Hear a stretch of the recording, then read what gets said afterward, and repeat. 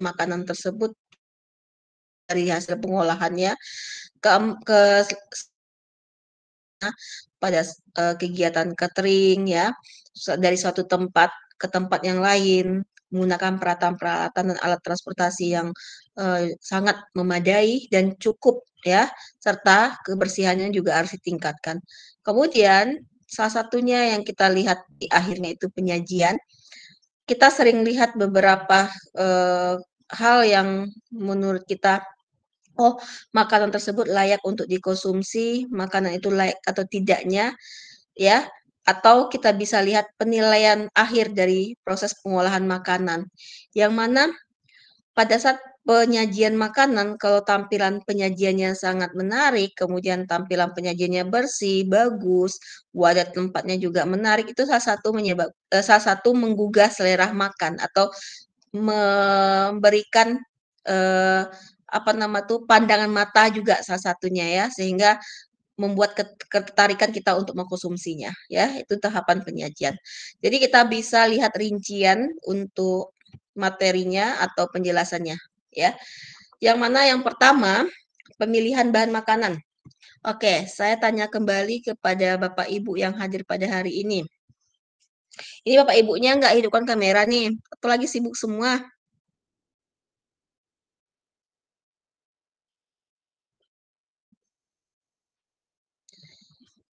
Nggak hidupkan kamera satupun atau gimana nih?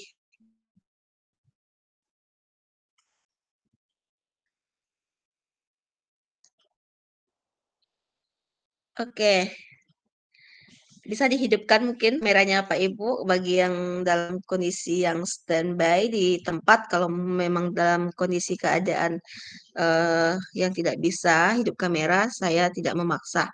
Jadi yang silahkan yang hidup kameranya yang standby di tempat. Atau ada yang lagi perjalanan ya, itu nggak apa-apa. Selanjutnya kita buka materi dari Makmin yaitu tentang pemilihan bahan makanan. Oke, Bapak Ibu semua, kalau diperhatikan nih terutama ibu-ibu rumah tangga nih, bagaimana memilih bahan makanan yang baik, makanan yang sehat atau bahan makanan yang bergizi? Boleh mungkin Bapak Ibu atau ibu-ibu nih di sini yang biasa melakukannya. Apa yang ibu-ibu lakukan? Pemilihan seperti apakah untuk bahan makanan yang akan dimasak? Bagaimana makanannya ibu-ibu bisa seger. lakukan agar makanannya segar? Terus Bu, menurut Ibu sendiri pandangan seperti apa gitu?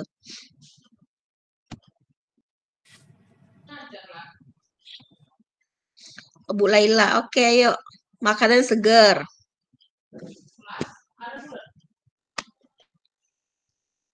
Apalagi yang biasa Ibu pilih atau Ibu lakukan. Kadang hal kan kita bisa lihat tuh pada saat kita memilih bahan makanan apa yang kita lakukan. Segar, apalagi ini hal yang dilakukan sehari-hari. Mungkin tidak asing lagi dan ini memang sudah terbiasa ibu-ibu rumah tangga nih. Bu Mentari. Aromanya Bu, aroma, tekstur,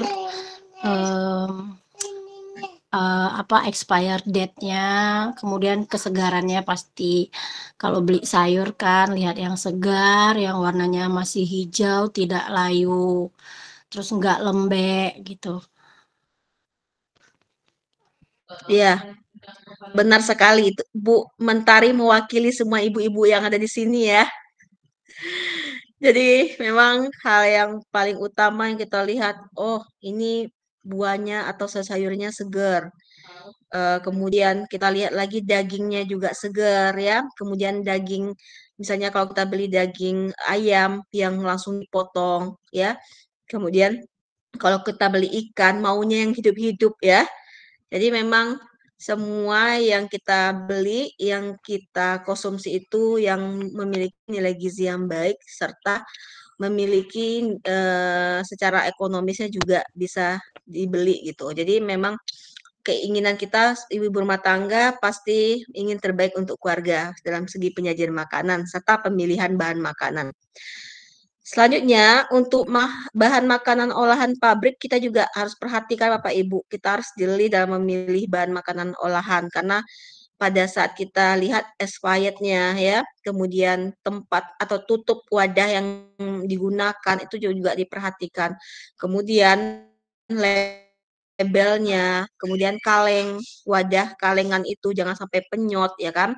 Kemudian tutupnya tutupnya jangan sampai terbuka dan lain sebagainya ya. Itu salah satu yang kita harus jeli lagi dalam memilih bahan makanan olahan pabrik.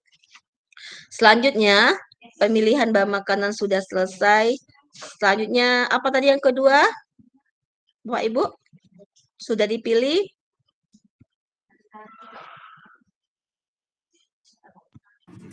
Setelah dipilih apa tadi? Cara memasaknya harus benar. Tingkat kematangan. Iya.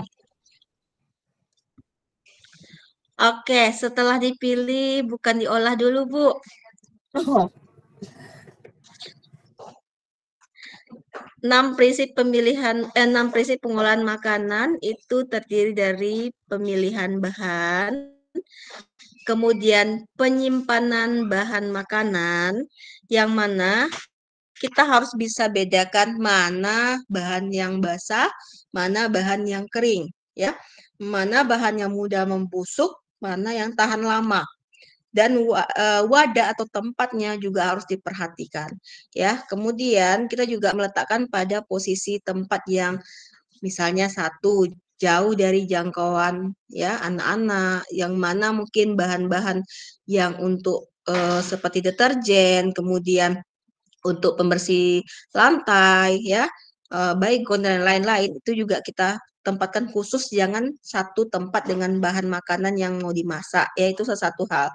Kemudian kita juga harus perhatikan tempat penyimpanannya, yang mana kalau kita bisa lihat rak-rak khusus tersedia ya, jangan adanya binatang seperti serangga, tikus yang dapat menyebabkan rusak bahan makanan yang akan kita masak. Juga kita bisa lihat di sini barang-barang harus diatur dan disusun dengan baik ya, mudah untuk kita ambil, kemudian bersih tempatnya. Kemudian juga kita bisa diperhatikan apabila kondisi bahan makanan yang mudah membusuk, segera kita masak terlebih dahulu ya. Jadi penyimpanan bahan makanan di sini ibu-ibu sudah pada jago-jago semua ya. Karena di sini bisa kita lihat kalau untuk zaman sekarang ya, kotak-kotak atau wadah atau tempat yang sudah modern, yang mana dalam arti kata dulu kan menggunakan plastik, kemudian naik ke Tupperware. Sekarang sudah banyak ya, kita lihat di Shopee ya, ibu-ibu ya, ibu-ibu rumah tangga, bapak-bapak juga suka tuh membeli untuk ibu-ibunya wadah yang bersekat-sekat, bahan plastik tebal ya. Jadi digunakan untuk tempat yang misalnya kering, tempat yang basah atau daging atau ikan ya, dan tersusun rapi. Jadi sekarang penyimpanan bahan makanan itu sudah sangat bagus sekali di kalangan ibu rumah tangga. Memang kita perhatikan wadah tempatnya lucu-lucu gitu. Jadi selanjutnya kita masuk ke ya tempat penyimpanan bahan makanan mentah. Yang mana memang kita lihat kalau kondisi ikan, udang, atau daging-dagingannya, kita bisa lihat sebelum diolah, dimasukkan ke dalam freezer atau ke dalam kulkas, yang mana 3 hari atau kurang itu untuk ukuran suhunya ya lebih kurang 5 derajat Celcius sampai 0 derajat Celcius. 1 minggu atau kurang 10, kemudian 1 minggu atau lebih kurang dari 10 ya. Jadi memang kita bisa perhatikan dari masing-masing jenis bahan makanan ini memiliki masing-masing cara ya penyimpanan dan waktu penyimpanan serta suhu dari penyimpanan tersebut. Selanjutnya pengolahan makanan. Ini baru masuk ke pengolahan makanan ya. Dari proses pengolahan makanan dia harus memenuhi beberapa ya kemudian dari segi sanitasi ya. Jadi kita bisa lihat untuk menjaga kebersihan peralatan masak juga harus diperhatikan ya, yang mana tempat pengolahan atau dapur juga harus kita lihat kebersihannya. Penjamah makanannya juga harus kita perhatikan Bapak Ibu, yang mana penjamah makanan ini merupakan salah satu ya yang bisa menularkan penyakit kepada makanan yang kita makan. Misalnya kondisi fisik penjamahnya dalam keadaan tidak sehat ya, ada flu, batuk, kemudian ada luka terbuka ya, kemudian ada seperti penyakit kulit lainnya. Jadi itu harus diperhatikan apabila terpapar atau terkontaminasi dari luka atau penyakit tersebut, itu bisa menyebabkan masuk bakteri ke dalam makanan. Selanjutnya, kebersihan diri penjamah makanan. Di sini ya kita bisa lihat kalau di restoran ya. Kemudian juga kita bisa lakukan juga di rumah tangga ya. Rambut harus ditutup dengan topi atau scrub. Membiasakan perilaku hidup bersih ya. Jangan bersin ketika kita memasak, jangan batuk apalagi merokok ya. Kemudian tidak boleh mudah di hadapan makanan. Kemudian untuk pastikan menggunakan pakaian atau apron yang bersih, tangan harus dibersihkan sebelum menyentuh makanan. Kemudian kita juga ada ketika ada luka, memang harus dibersihkan, diplaster agar tidak tadi terkontaminasi kepada makanan. Jangan menyediakan makanan jika sedang sakit ya. Ini hal yang umum yang ada di restoran ya, untuk kondisi kesehatan bukan saja restoran tetapi memang di dalam kegiatan rumah makan atau restoran mereka lebih mendisiplinkan hal ini ya, agar kepercayaan masyarakat terhadap makanan yang mereka makan juga menjadi hal yang penting. Juga di rumah tangga hal ini juga harus diperhatikan. Kemudian peralatan masak. Peralatan masak memiliki fungsi masing-masing ya. Jadi kalau kita bisa lihat pada peralatan masak kita di rumah, peralatan makanan kita di rumah, Bapak Ibu banyak menggunakan peralatan dari piring kaca atau plastik. Jenis peralatan yang dari plastik atau dari kaca.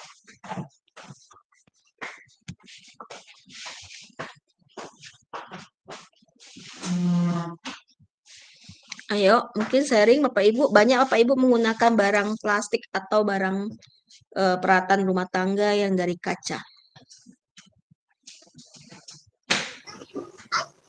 Ada dua-duanya, Bu.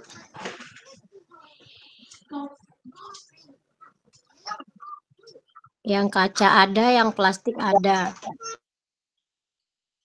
Oke, di saat apa Bapak Ibu menggunakan yang kaca, di saat apa Ibu menggunakan yang plastik?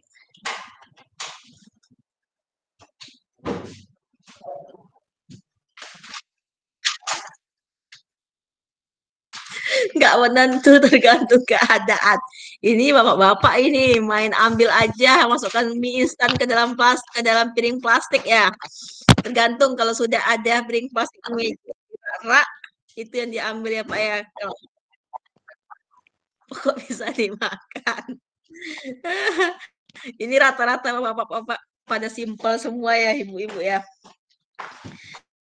Jadi memang hal ini yang tersedia dan nampak saja ya Pak ya.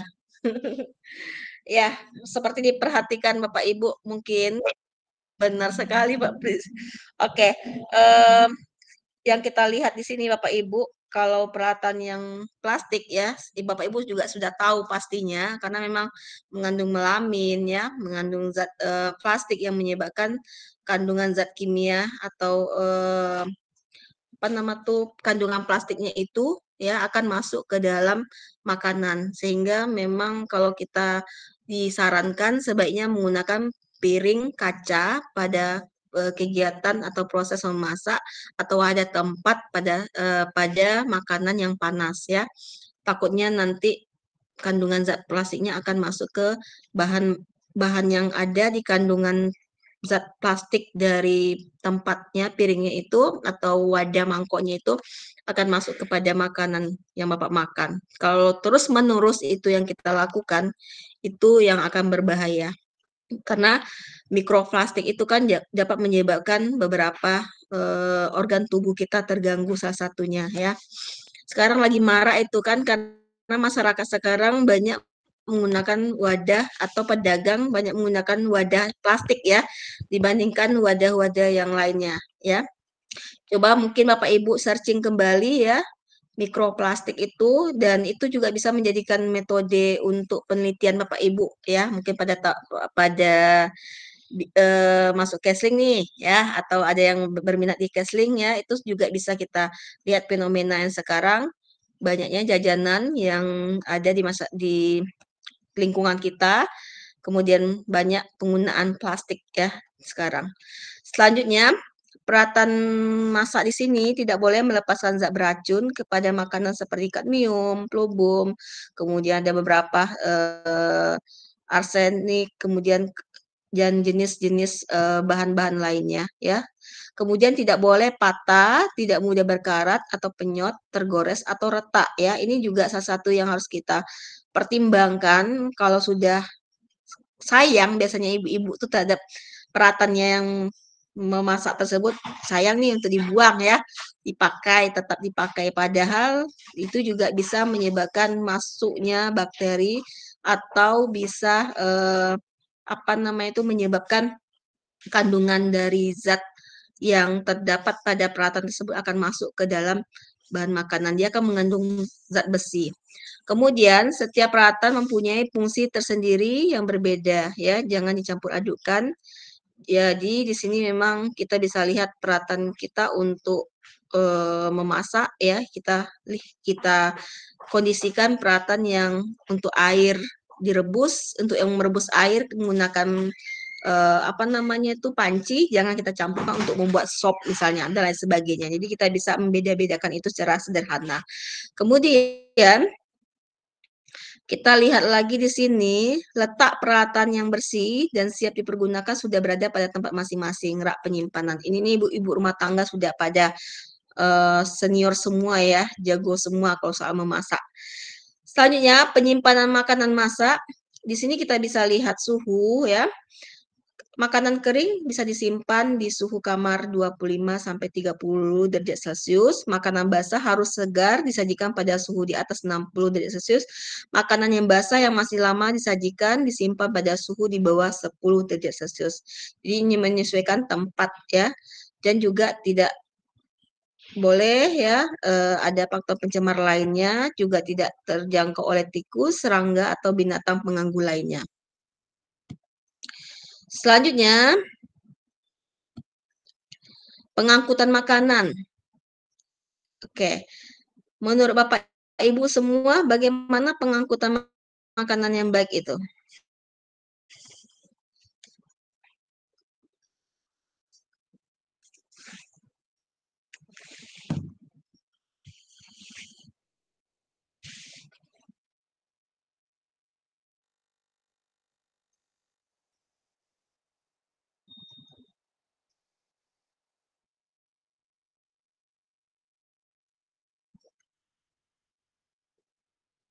Pengangkutan bahan makanan yang baik, ya, tidak tercampur dengan bahan berbahaya dan beracun. Mungkin pada saat proses pengangkutan ya, kita bisa lihat di sini kalau untuk kendaraan tidak bolehnya adanya zat yang beracun misalnya di dalamnya ada pestisida nih bekas penyemprotan atau ada lagi zat bahan B3 berbahaya pada pengangkutan alat apa nama tuh pada saat kegiatan apa digunakan lagi untuk kegiatan apa gitu. Jadi tidak boleh kalau untuk alat mengangkut makanan pada saat misalnya untuk catering ya dan rumah makan itu memang alat khusus yang digunakan mobil atau apa namanya tuh ada yang kayak kita bisa lihat sepeda apa motor kecil ya yang ada baknya itu yang tertutup ya itu memang spesial. Jadi tidak dicampurkan dengan alat transportasi lainnya untuk pengangkutan makanan. Kemudian kendaraan pengangkutan makanan tidak dipergunakan untuk mengangkut bahan lain. Tadi sudah dihindari pemakaian kendaraan yang telah mengangkut bahan kimia tadi, seperti saya bilang tadi ada yang kandungan pestisida dan lain sebagainya. Hindari perlakuan manusia menangani makanan selama pengangkutan. Jadi seperti ada perlakuan makanan yang ditumpuk, diinjak, atau dibanting.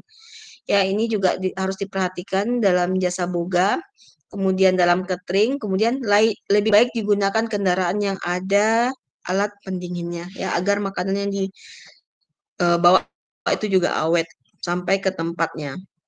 Kalau untuk yang panas ada alat untuk pemanasnya juga. Selanjutnya setelah pengangkutan, apalagi ya Pak Ibu setelah pengangkutan? Penyimpanan makanan. Setelah pengangkutan. Penyajian makanan, Bu. Benar, penyajian makanan. Ya. Dimakan, Bu. Dimakan. Ya, kalau sudah diangkut ya kita sajikan kemudian dimakan ya pasti apalagi sudah nggak tahan lagi ya. Ini sudah makan siang atau belum Pak Ibu semuanya? Sudah, Bu. Alhamdulillah, bagi belum boleh kok. Diet, Bu. Waduh, kok siang-siang diet? Oke, penyajian makanan. Makanan yang disajikan pada tempat yang bersih, kemudian peralatan yang digunakan bersih, sirkulasi udara juga dapat berlangsung ya, di penyajian berpakaian bersih dan rapi, menggunakan tutup kepala atau celemek, tidak boleh terjadi kontak langsung dengan makanan disajikan. Ini penyajian makanan ya yang bisa kita lihat di restoran-restoran, rumah makan ya. Pada saat mereka menjamah makanan ya, kita lihat kebersihan kukunya, kebersihan tangan, kebersihan pakaian, kemudian penggunaan topi tadi dan lain sebagainya. Itu mencerminkan bahwa makanan yang kita makan itu dalam kondisi yang bersih. Itu secara tidak langsung ya kita perhatikan dari fisik si penjamah makanan. Penjamah makanan itu yaitu orang yang mengolah makanan, orang yang menjamah makanan, yang memegang makanan, kemudian membawa makanan ya. Jadi orang tersebut harus diperhatikan dari segi hygiene-nya ya, untuk kebersihan diri si penjamah makanan. Kemudian penyakit yang berkaitan dengan makanan ya, foodborne disease yang kita bisa kita sering dengar, yang bisa kita lihat ada food infeksi, kemudian ada keracunan makanan ya. Ini semua memang sudah ada di dalam kehidupan sehari-hari kita yang sering terjadi ya. Kalau foodborne disease adalah penyakit disebabkan karena mengkonsumsi makanan atau minuman yang tercemar ya. Timbullah penyakit diare, kemudian pusing ya, mual ya, ini disebabkan oleh adanya mikroorganisme atau zat kimia yang berbahaya yang masuk ke dalam makanan ya. Kemudian ada food infeksi yang mana infeksi penyakit dengan makanan sebagai media. Disebabkan oleh mikroorganisme yang menginfeksi manusia melalui makanan sebagai media. Oke, ini contohnya apa saja ya Bapak Ibu ya? Kalau boleh dijelaskan. Atau ada mungkin pengalaman Bapak Ibu di Puskesmas terjadinya keracunan makanan, keracunan pangan pada suatu tempat, mungkin bisa dijelaskan ke kita. Ada pengalaman sebelumnya?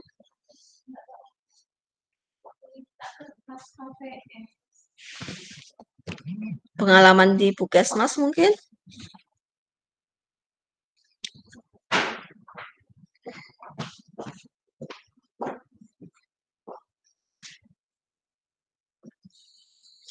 Ada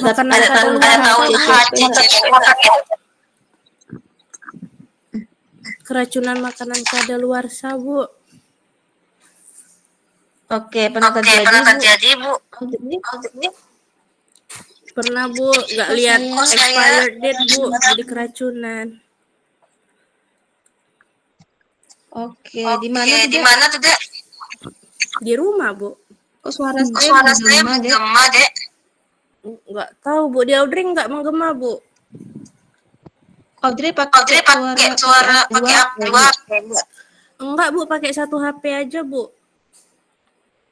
Tapi kok skip begitu suara sama ibu. Yang lain enggak kan? Bergema deh suara ibu. Suara itu bergema deh.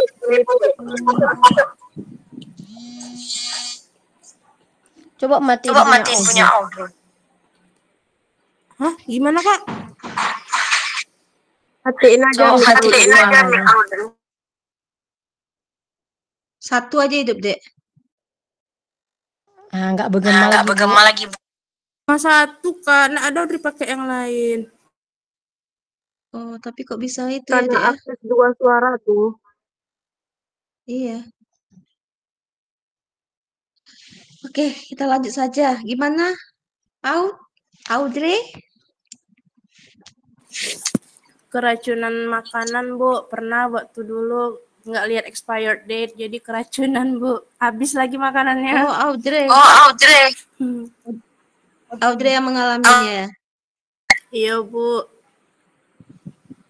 Apa yang dirasakan? Sakit perut, Bu. Muntah-muntah, mual. Sakit perut, muntah-muntah, mual-mual, Bu. Dan akhirnya demam.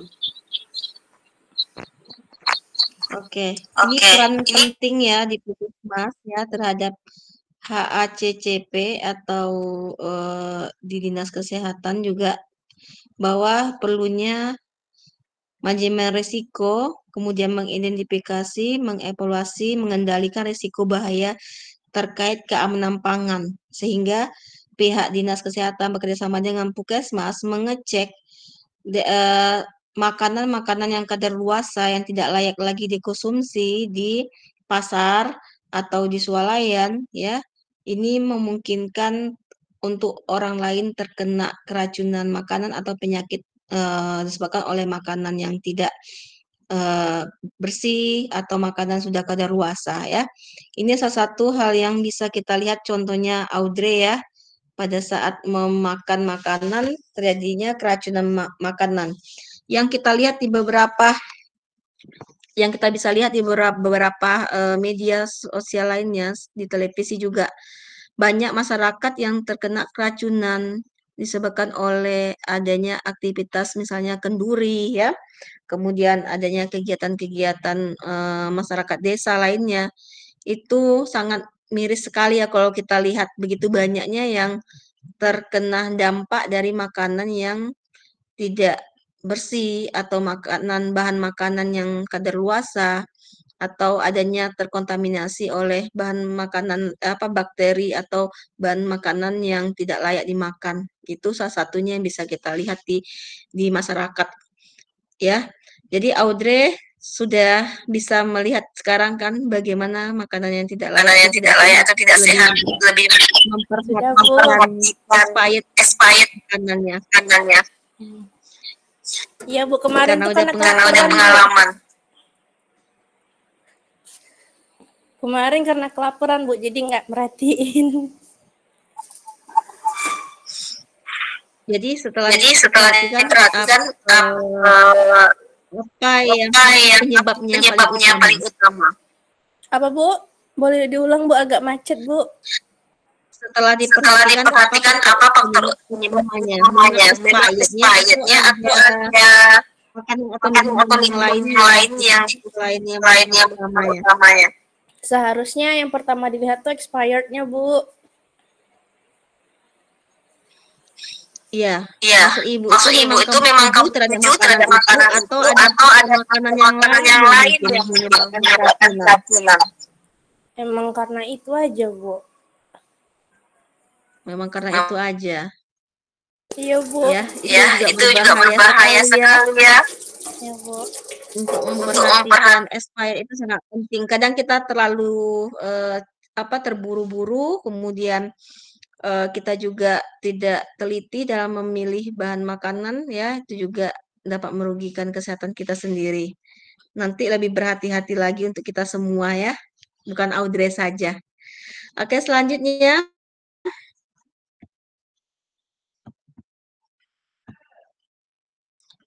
di sini di dalam pengolahan makanan ya, ada beberapa hal yang bisa dilakukan atau metode untuk melihat bahan makanan tersebut mengandung bahan-bahan kimia yang berbahaya yang tidak boleh dimasukkan ke makanan atau bahan tambahan pangan yang dilarang. Kita bisa melakukan beberapa metode ya untuk melihatnya. Yang pertama, kita bisa menyediakan botol steril, kemudian sendok, spidol, termos es ya. Tujuannya itu untuk mengambil sampel terhadap bahan makanan yang akan kita lakukan pengujian secara sederhana saja ya. Di sini juga ada lampu spiritus ya. Misalnya kita mau mengambil sampel ya, untuk sampel apa? Untuk makanan. Mau sampel makanan apa? Kita buat bakso misalnya, ya. Atau kita juga bisa melihat pengambilan sampel untuk minuman ya. Jadi kita bisa lihat di sini beberapa cara pengujiannya atau cara teknik pengambilan sampelnya.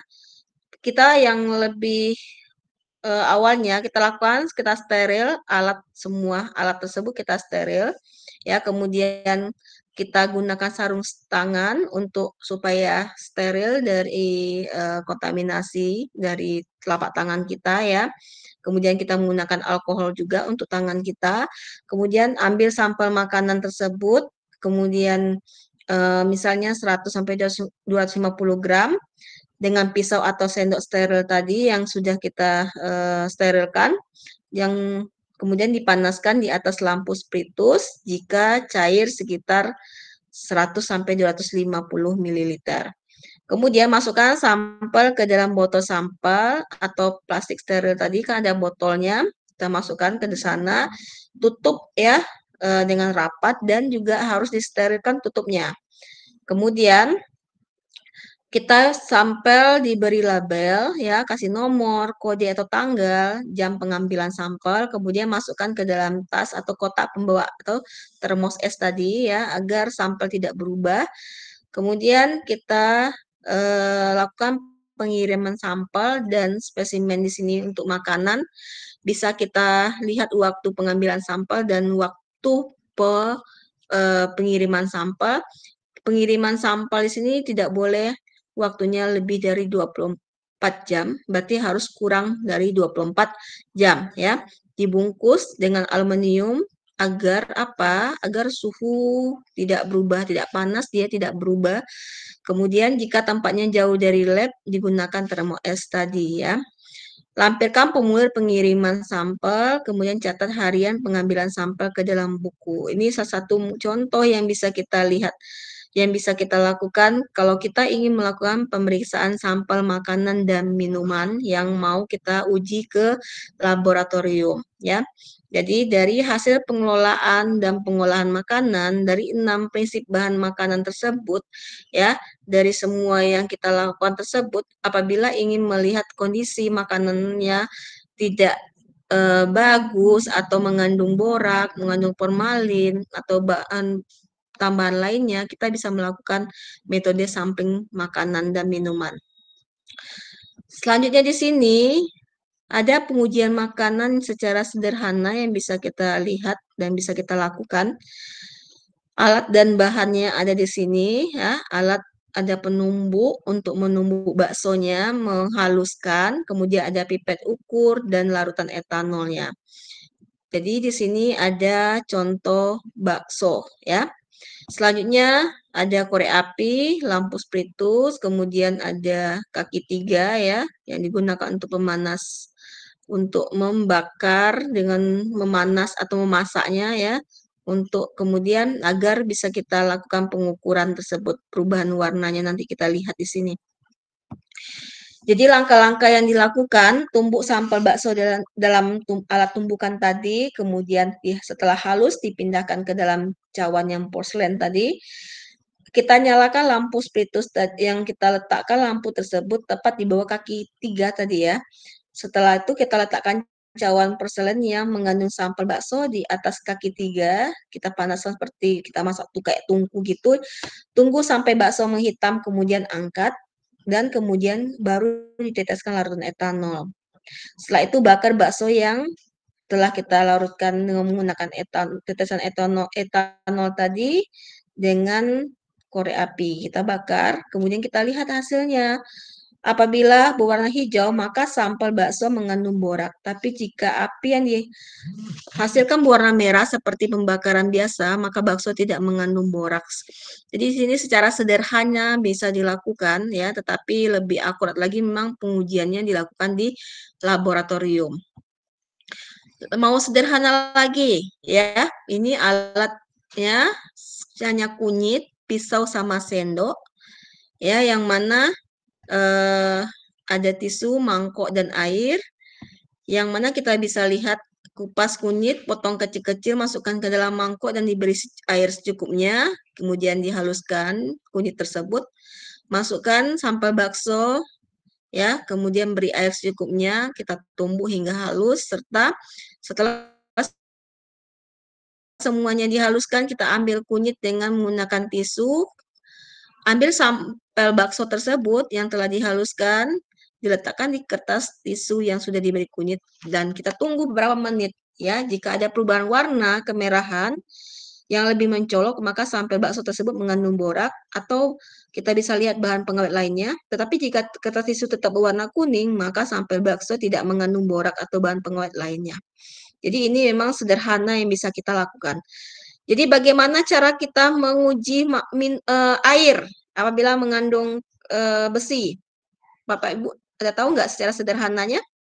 Ini makanan yang kita konsumsi. Kalau mengenai minuman atau air sumur, air bersih, tahu nggak bagaimana cara yang sederhana yang bisa dilakukan apabila air sumur kita mengandung besi atau tidak, mangan atau tidak?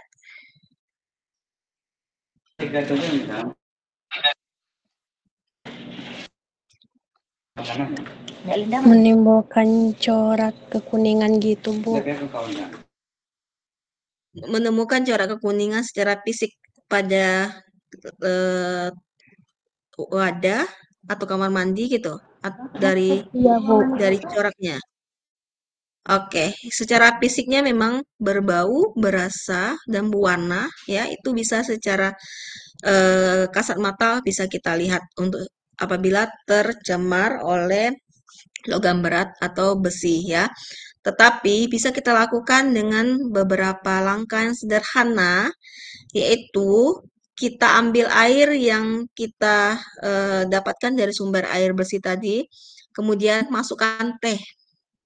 Masukkan teh ke dalam air yang masukkan air ke dalam gelas, masukkan teh.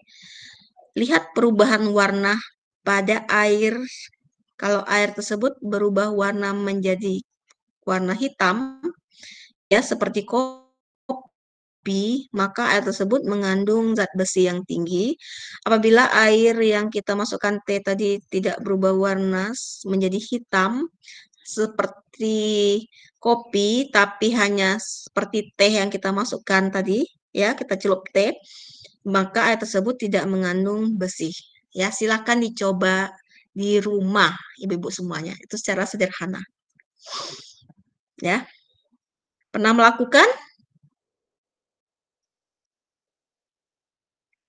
Pernah melakukan nggak Bapak Ibu? Belum pernah, Bu. Belum pernah. Coba melakukannya. Saya sudah pernah melakukannya, makanya saya pernah bilang. Karena kita juga lihat di YouTube kan. Kita lihat di YouTube, kita lihat kita ini kan pelajari serta kita lakukan, kita praktekkan ternyata benar, ya.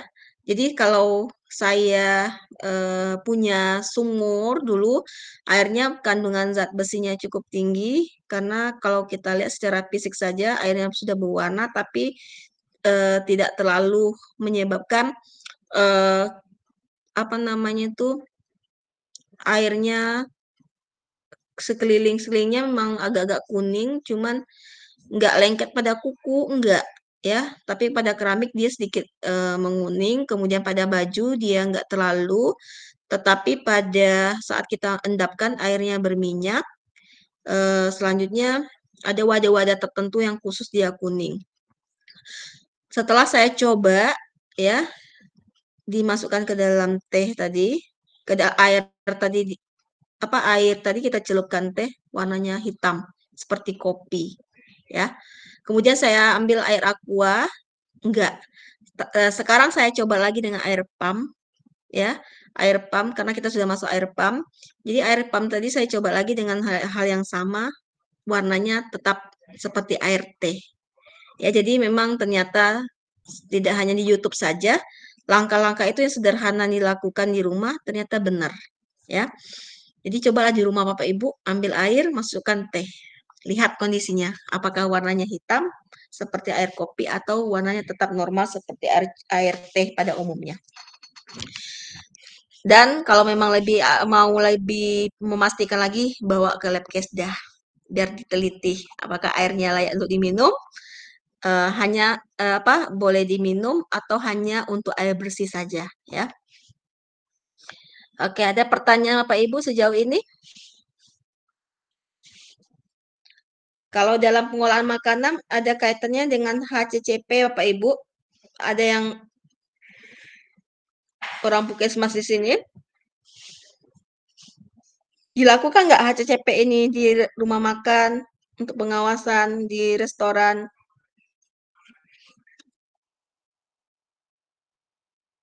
Ada dari Puskesmas Bapak Ibu mungkin ada pengalaman atau mungkin ada pernah dapat pengetahuan?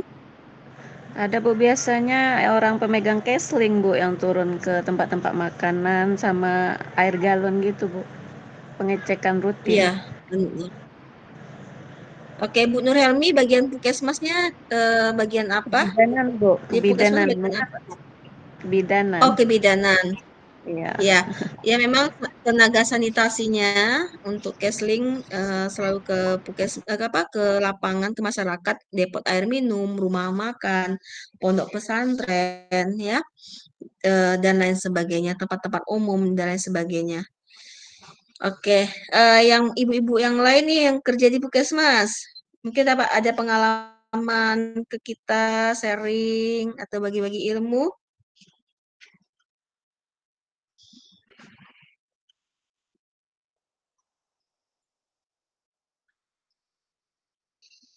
Ya, memang di Puskesmas tenaga sanitasinya ke tempat-tempat umum seperti restoran atau rumah makan atau depo air minum ya. Tujuan prinsip untuk HCCP-nya atau di restoran jasa boga ya, menganalisa bahaya atau resiko, mengendalikan, mengidentifikasi, kemudian melakukan pemantauan, tindakan perbaikan ya, agar apa? Agar memang kita yang mengkonsumsi ini dalam kondisi keadaan sehat dan tidak terkontaminasi oleh bahan makanan yang menyebabkan bahaya bagi kesehatan, juga tidak tidak menyebabkan terjadinya kesakitan ya, serta kematian. Jadi diperhatikan dari segi bahan makanan yang dimakan ya di masyarakat supaya tidak kadaluarsa bahan makanan yang dijual. Izin Ibu, Dini punya pengalaman waktu di Puskesmas tahun 2018 pernah ikut menjadi anggota pembantu di bidang kesling. Sanitasinya yang pernah Dini lakukan itu kami ke pondok pesantren memeriksa kesehatan di pesantren tersebut dan memberikan juga penyuluhan kepada adik-adik di asrama. Terus kami memeriksa rumah makan. Itu tuh lebih tepatnya di daerah Labu Jaya, Bu, Bangkinang Seberang. Terus ke rumah makan sama ke desa. Iya. Apa iya, ditemukan terhadap rumah makannya? Palingan kami turun ke dapurnya ya, Bu. Kayak jam 10 pagi kan mereka baru mulai lagi masak gitu kan Bu, kami melihat kebersihannya, bagaimana apa namanya tuh alat-alat yang digunakannya bersih atau tidak. Biasanya kalau misalnya kurang atau kurang bersih gitu kan Bu, diberitahu dengan cara yang tidak menyinggung si pemilik. Iya, memang agak sulit ya Bu ya, agak halus ya penyampaian yang kita berikan atau edukasi yang kita berikan agar salah satunya enak ya, sama-sama enak menyampaikan dan enak diterima ya. Jadi juga mereka bisa melakukan perubahan gitu. Secara sederhana penyampaian yang kita berikan, perubahan juga akan dilakukan lebih cepat lagi. Jadi enggak marah-marah ya Bu ya, penyampaian yang terlalu kasar, penerimaannya juga sudah emosi ya.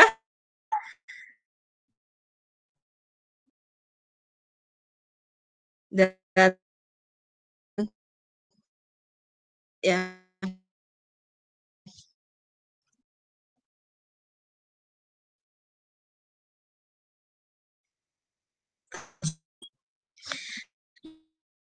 ya terima kasih kan ya, dan itu merupakan pengalaman buat Bu Dini ya, yang sangat berharga nih ya. Iya Bu. Apalagi masyarakat Bangkinang ya. Karena Iya Bu. masyarakat kadang kan tidak semua mau menerima ya kan. Karena saya juga Iya Bu. orang Ocu Bu Dini. Ya tidak Jadi semua memang juga agak rumah sulit gimana tidak ya. semua rumah makan itu yang kami datang gitu kan. Ada juga yang kadang cetus gitu Bu. Kayak kurang senang kami datang lihat dapur orang gitu kan Bu. Tapi kan itu udah tugas juga Bu. Iya. Iya, memang benar di mana-mana memang seperti itu. Karena juga kita sebagai pemilik tidak ingin jelek ya, tidak ingin dilihat atau tidak ingin diketahui hal yang memungkinkan menjadi evaluasi atau monitoring buat Puskesmas. Pasti ingin memberikan yang terbaik. Kadang memang tidak semua bisa menerima apa yang ingin kita sampaikan, niat baik yang kita lakukan gitu. Tetapi memang tenaga Puskesmas harus lebih giat dan lebih sabar dalam memberikan edukasi kepada masyarakat ya. Kami juga melakukan penyuluhan kok ke Puskesmas apa ke masyarakat melalui Puskesmas ya. Jadi memang semuanya kita seperti itu. Kadang sulit untuk membuka diri ya. Tapi demi kesehatan masyarakat dan demi kebersihan lingkungan wilayah kerja kita, ibaratnya kita harus mau untuk sabar dan apa namanya itu nggak apa-apa lah dimarah-marahi gitu. Yang penting kita selesai pekerjaannya gitu, memberikan edukasinya. Itu pengalaman-pengalaman Bu Dini. Ada lagi Bapak Ibu yang lain mungkin?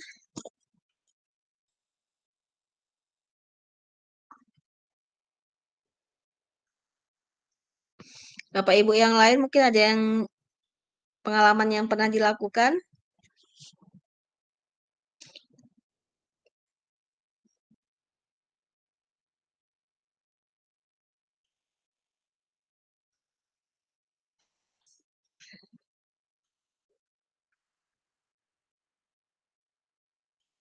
Atau ada mau ditanyakan?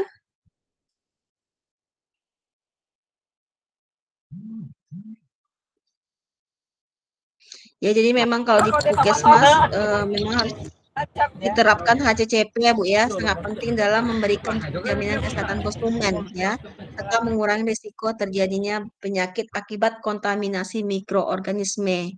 Jadi kalau kita bisa lihat di rumah makan, sudah ada nggak sertifikat like hygiene sanitasinya?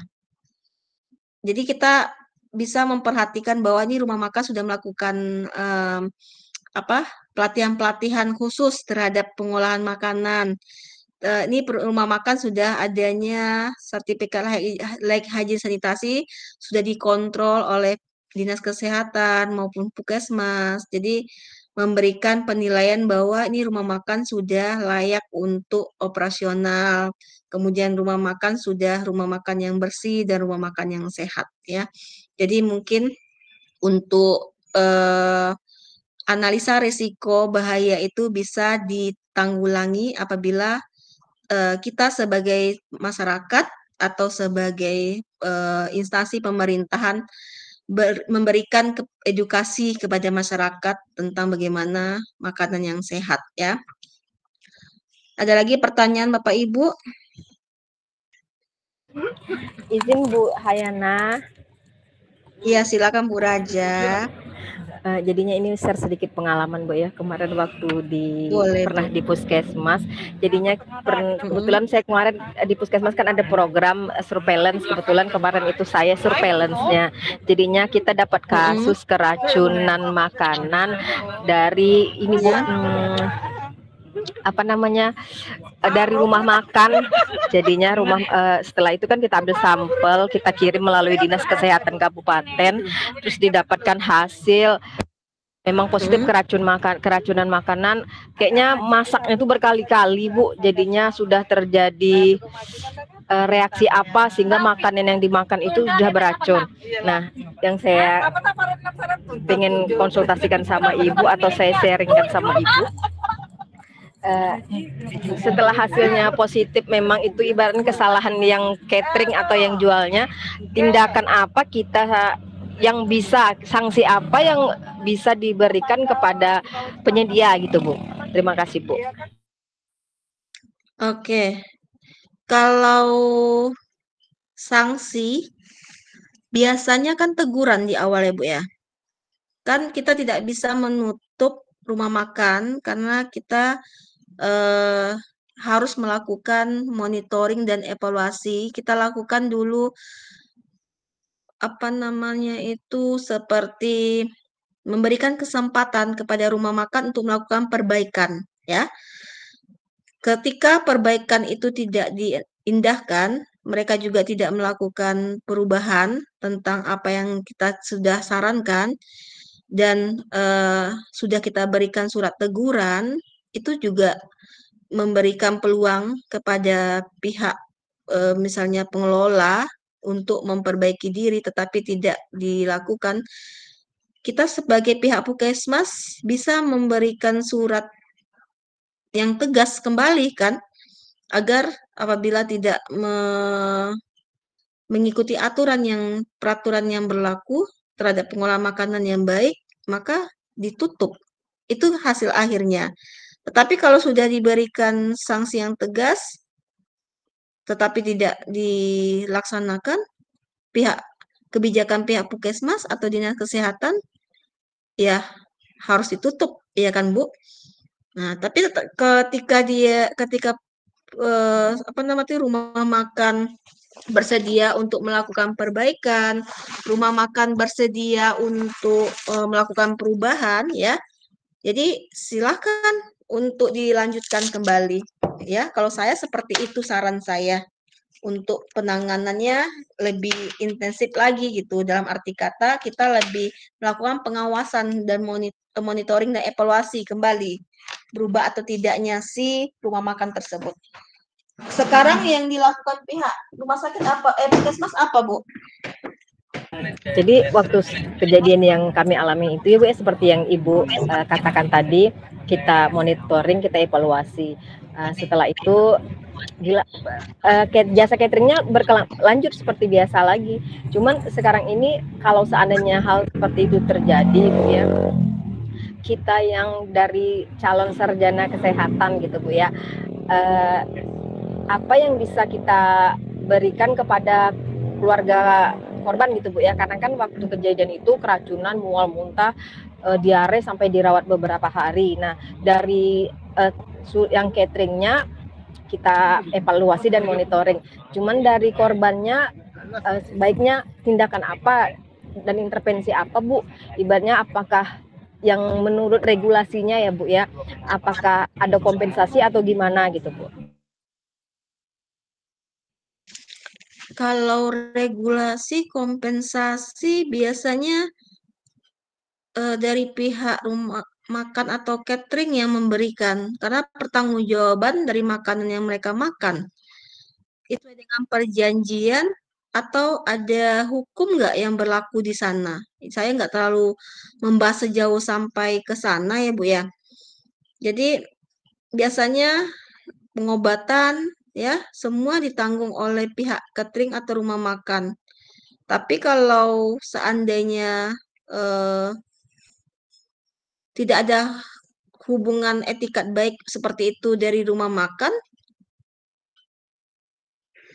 mau kita gimana gitu? Maksudnya mau kita tuntut gitu? Berarti untuk hal Atau ada yang kuasa seperti ini lainnya? belum ada regulasi yang tegas ya Bu ya, kalau seandainya ada tempat catering yang seperti itu gitu, berarti memang belum, atau memang saya yang belum tahu Bu ya ada regulasinya atau gimana gitu Bu ya, karena kemarin waktu kejadian itu seperti yang Ibu bilang, pihak catering yang beretikat baik sama korban, cuman kalau untuk kelanjutannya sepertinya berdamai saja. Apakah memang seperti itu yang benarnya ya Bu? Kalau damai secara kekeluargaan ya, tergantung dari si rumah makan dan tergantung dari korban gitu. Kalau secara kekeluargaan bisa hanya sekedar misalnya ada dikasih sekian ya untuk pengobatan. Kalau pihak keluarga bersedia, ya ngapa dipersulit gitu kan Bu? Tapi kalau Iya benar masih Bu. ada tuntutan-tuntutan yang lainnya, itu tergantung bagaimana kuasa hukumnya lagi ya, dan tergantung dari pihak rumah makan. Tapi kita nggak sejauh itu sih untuk membahas gitu kan, karena kita juga ada hukum atau ada aturan-aturan yang harus ditegakkan gitu. Tapi kalau setahu saya, kalau untuk ganti rugi ada, itu kan menyebabkan nyawa orang lain ya, dan menyebabkan kelalaian ya dari pihak rumah makan. Karena sebelum diolah makanan kan harus diperhatikan makanan yang mengandung bahan-bahan yang beracun, kemudian tidak terkontaminasi oleh bahan-bahan kimia lainnya, atau proses pengolahan makanannya tadi ya yang harus diperhatikan dari segi pada saat masak makanan ya, kemudian sanitasi peralatannya maupun air bersih. Jadi kalau bisa diusut analisanya ya, yang mana menyebabkan makanan itu terkontaminasi atau menyebabkan keracunan, ya bisa disalahkan kepada si pihak catering, ya kan Bu? Jadi yang makan makanan itu kan bukan satu dua orang, yang sakit atau keracunan bukan satu dua orang, berarti semua orang yang makan makanan tersebut dan menyebabkan terjadinya keracunan. Kalau tadi seperti Ibu bilang tadi adanya eh, perjanjian kedua belah pihak tidak menuntut dan memberikan dispensasi untuk kompensasi gitu kan dari segi uang, ya sah-sah aja.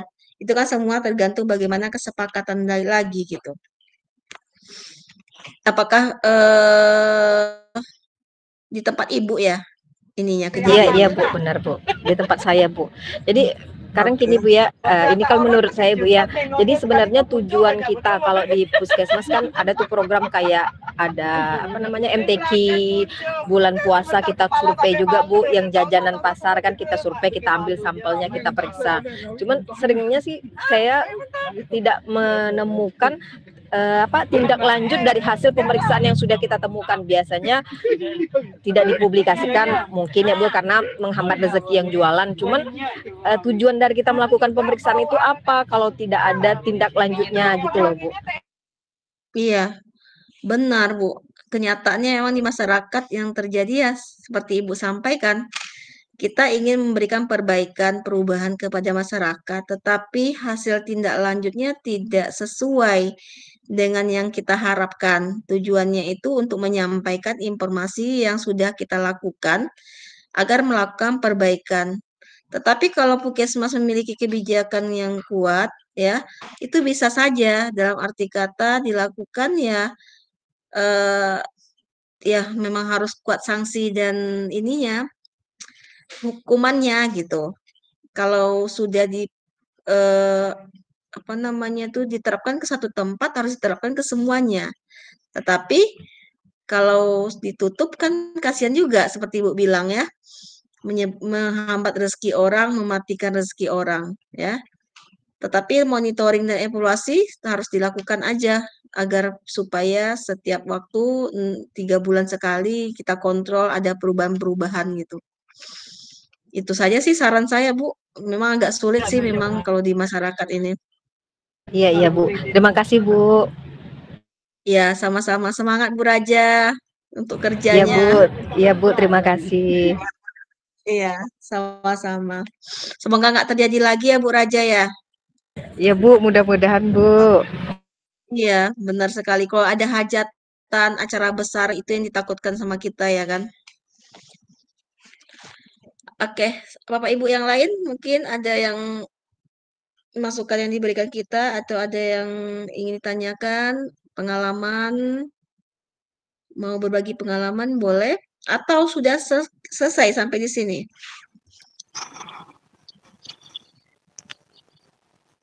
Izin Bu, Silakan Bu Mentari.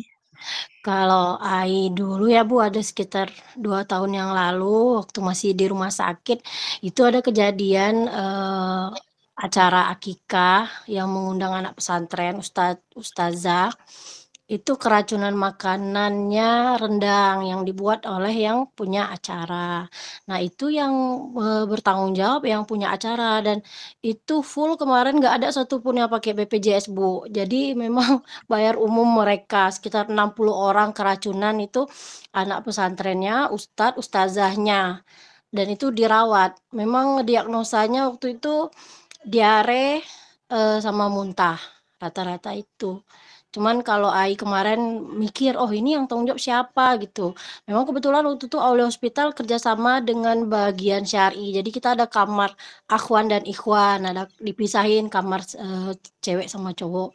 Nah karena ada program itu jadi, program keagamaan gitu Bu. Jadi memang beberapa biaya didiskon gitu, tapi yang tanggung jawab yang punya acara, memang waktu itu.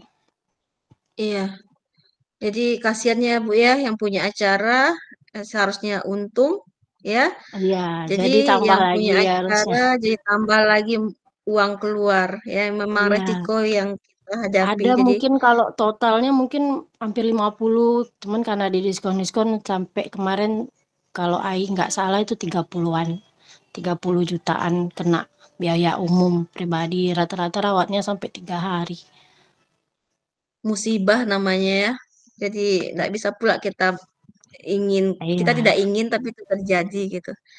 Ya, memang banyak sekali kalau acara-acara besar ini ya terjadi di masyarakat tersebut yang menyebabkan keracunan. Bukan di bukan di misalnya kayak hajatan aja, tapi pondok pesantren juga banyak ya. Di anak-anak pesantren itu banyak sering terjadi itu makanan-makanan yang menyebabkan makanan basi, kemudian keracunan, sakit perut, ya, diare dan lain sebagainya. Oke, terima kasih Bu Mentari atas pengalamannya, Bu Raja juga. Baik Bapak Ibu, kalau tidak ada lagi apa namanya itu pengalaman, pertanyaan, kita selesaikan saja. Biar masuk lagi Bu Riri segera, kemudian Bu Christine. Bu Riri udah menunggu itu. Ada pertanyaan Bapak Ibu?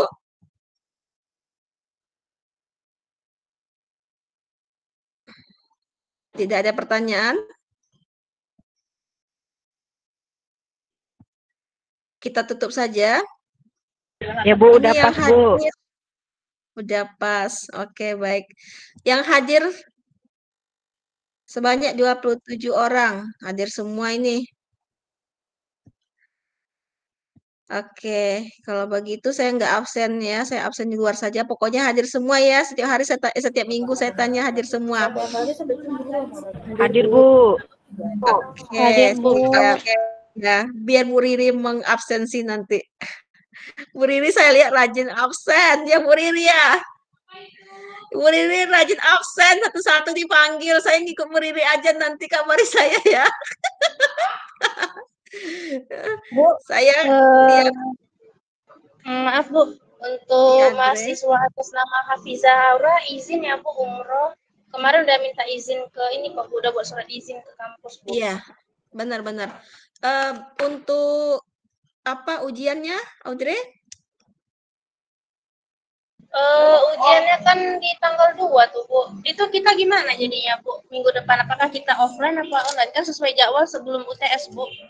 Iya, saya sudah nyampaikan di awal tadi mungkin belum masuk semua. Untuk minggu depan kita tidak offline. Minggu depan itu tanggal 26 pertemuan ke-7, 25-26 pertemuan ke-7 kampus mengadakan wisuda di Hotel La Bersah. Otomatis di tanggal itu pada sibuk dosen-dosennya ya karena ada acara wisuda, kemudian gladi resipnya di hari Jumat, acara wisudanya di hari Sabtu. Di tanggal 8, minggu kedua tanggal 8 di November, kita baru mengadakan pertemuan tatap muka sekali biar kita kenal satu sama lainnya, ya. Jadi semua bilang sama semua dosen, Ibu kita nggak jadi di tanggal 7 pertemuan di minggu ke-7 di tanggal 25-26 karena Bu Yana bilang dosen-dosennya pada acara wisuda. Jadi dialihkan ke tanggal 8 minggu depan